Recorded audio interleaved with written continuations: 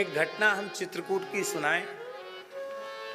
हमारे चित्रकूट धाम के बिल्कुल कामतानाथ जी की तलहटी में रहने वाले हमारे बहुत प्रिय आचार्य श्री लवलेश जी बहुत अच्छे वक्ता हैं और कामतानाथ जी की बड़ी कृपा है।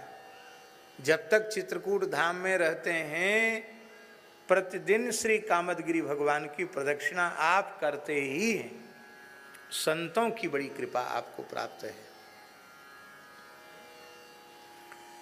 हमारे पूज्य गुरुदेव भक्तमाली जी की कथा चित्रकूट में हुई है। अब सन मुझे स्मरण में नहीं है, लेकिन शायद 86-87 की बात होनी चाहिए। अनुमान है, आगे पीछे भी सन हो सकती है, लेकिन 86-87 के करीब की लगभग की बात होनी चाहिए। पूज्य पुजारी श्री रामचंद्र दास जी महाराज के आग्रह पर महाराज जी पधारे थे, कथा हुई। उस समय 2 समय की कथाएं होती थी और महाराज जी 8 घंटा बोलते थे। 4 घंटा एक बैठक में, 4 घंटा एक बैठक में। पुजारी जी सामने बैठ के श्रवण करते थे, चित्रकूट के संत श्रवण करते थे। वहीं एक संत चित्रकूट में भजन करने वाले संत ऐसी गुफा बना लेते हैं मिट्टी खोद के और उसमें रह करके भजन करते। एक बहुत अच्छे संत थे, वो नाम जप की साधना कर रहे थे और सुबह रात्रि को 2 बजे उठते थे वो, और स्नान करके सबसे पहले श्री कामतानाथ जी की जुगल परिक्रमा करते थे और वहाँ से फिर मंदाकिनी स्नान करके तब अपनी गुफा में आ जाते और रात तक वो गुफा में ही बैठ के भजन। दिन में कुछ खाते भी नहीं थे। पुजारी जी उनके लिए रोटी रख लेते थे तो उनकी गुफा के पास रख दिया जाता था, तो रात्रि में 8-9 बजे कुछ टुकड़ा खा के जल पी के फिर विश्राम में चले जाते। ऐसे संत थे महाराज जी। पता चल जाता है महात्मा भजन करते हैं तो भजन की आभा उनके श्रीअंग से प्रकट होने लग जाती। तो महाराज जी की कथा में भी वे उपस्थित नहीं रहे, यद्यपि कथा उनके निकट ही हो रही थी। गुफा उसी परिसर में थी तो सुनाई पड़ता होगा शायद, लेकिन वो कथा में उपस्थित नहीं थे। गर्मी का समय था। महाराज जी चौकी पर लेटे थे, वे संत आए, महाराज जी के चरण धीरे धीरे दबाने लगे। पुजारी जी ने आकर कहा कि महाराज जी बहुत अच्छे महात्मा हैं और बड़ी ईमानदारी से ये भजन कर रहे हैं, नाम जप कर रहे हैं। पुजारी जी तो कह के चले गए। महाराज जी के चरण धीरे धीरे दबाने लगे। बोले सरकार कुछ जिज्ञासा है। महाराज बोले हाँ जरूर कहिए। महाराज जी बैठ गए, लेटे थे उठ के बैठ गए। हम वहीं थे। उन्होंने बड़े विकल होकर के कहा कि चित्रकूट धाम में निवास तो कर रहे हैं, युगल नाम का जप तो कर रहे हैं, लेकिन कोई अनुभव नहीं हो रहा है।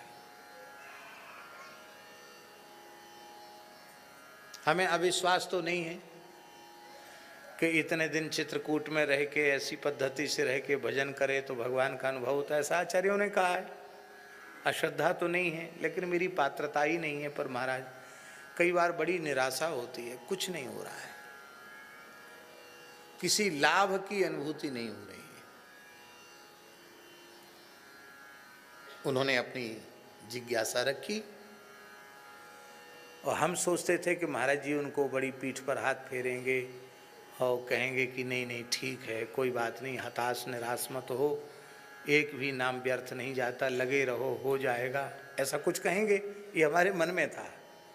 और महाराज जी क्या बोले, जिस काम से लाभ नहीं उस काम को क्यों करना, राम राम करने से कोई लाभ नहीं है, छोड़ दो, आज से ही छोड़ दो।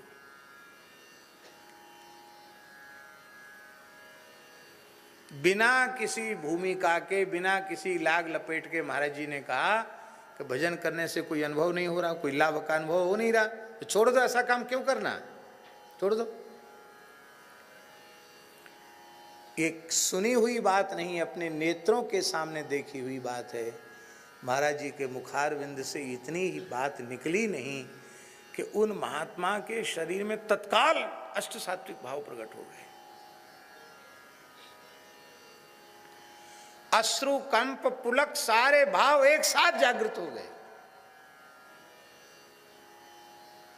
अब हम आपको क्या कहें, जैसे किसी को नंगे तार छुआ दे बिजली को, सारा शरीर कांपे, ऐसे कांप रहे थे वो सारे शरीर का।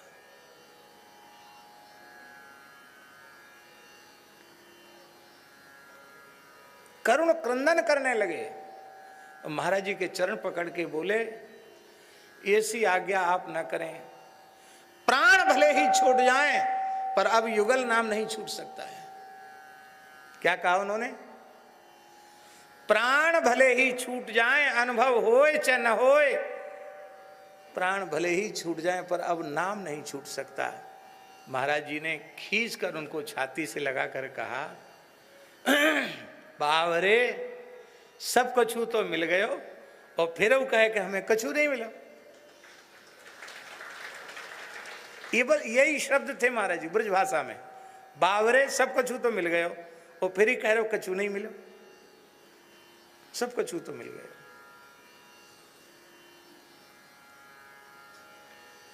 इसका तात्पर्य है कि नाम जप का फल है नाम में अनुराग, नाम में प्रीति। ध्यान में ही बात, यही उपलब्धि है नाम जप की, नाम में प्रेम हो जाना। इससे बड़ा अनुभव कोई है क्या? इससे बड़ा कोई लाभ है क्या? क्योंकि चेतो दर्पण मार्जनम भव महा दावाग्नि निर्वापणम श्रेयः कैरव चंद्रिका वितरणम विद्यावधू जीवनम आनंदाम्बुधिवर्धनम प्रतिपदम पूर्णामृता स्वादनम सर्वात्मस्नपनम परम विजयते श्री कृष्ण संकीर्तन यच्छृण्वतां रसज्ञानां स्वादु स्वादु पदे पदे। इसलिए आप कृपा करके भगवान के मंगलमय चरित्रों को सुनावें। माई मेरे श्याम लगो